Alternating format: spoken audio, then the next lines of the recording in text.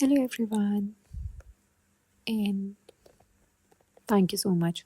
सबसे पहले तो I want to apologize because I know कि 2 हफ्ते हो गए थे. I was planning so many things and कुछ भी नहीं कर पाई ना. आई नो चीज़ें ही इतनी ख़राब चल रही थी यार. मतलब पता नहीं, बहुत ज़्यादा स्ट्रेस हो गया था. पहले तो अपडेट देती हूँ मैं. पापा का ऑपरेशन हुआ है. Touch wood, he's back home, safe and sound. All those people who sent me the emails, thank you for your love and trust. This is amazing. आप लोगों की prayers है कि things worked out. So thank you so much. Then secondly, why was it happening? पता नहीं. I think the transition. और पता है बीच में इतना mental fog था. पर्सनल प्रोफेशनल दोनों में. घर पे भी there were questions, not very healthy kind of questions though, but it was like my dad was acting weird, overthinking में, over analysis में. And 6th of January onwards I came into this Ketu Mercury Mahadar in Ketu Mahadasha Mercury अंतरदशा.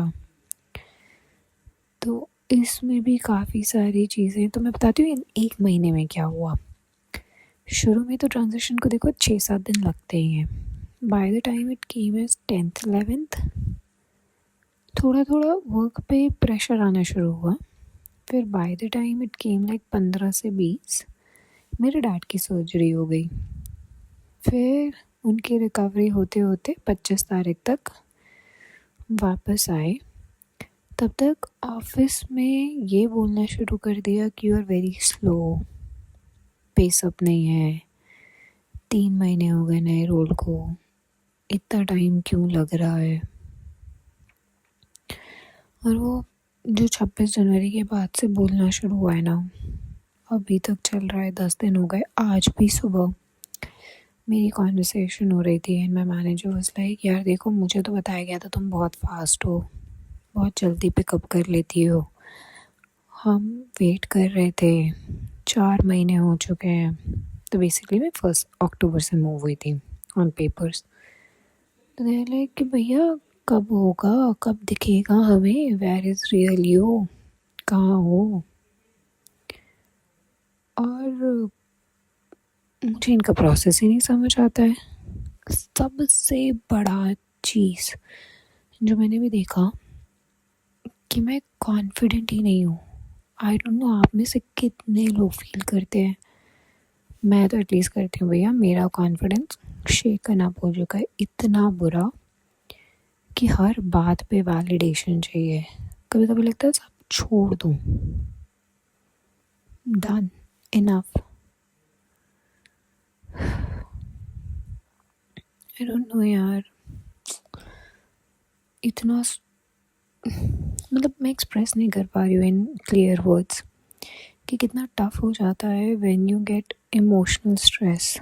Physical stress से ज़्यादा harmful है ये. और मुझे कहीं ना कहीं लग ही रहा था. अभी 1 महीना हुआ है, आज एग्जैक्ट 1 महीना हुआ है and I am sharing how much mental fog it has created. Long miles to go.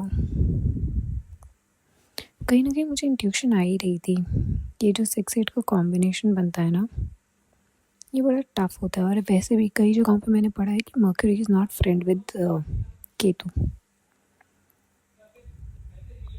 If somebody else is also going through this, can anyone please tell me how long does it last? कितना और कब तक और.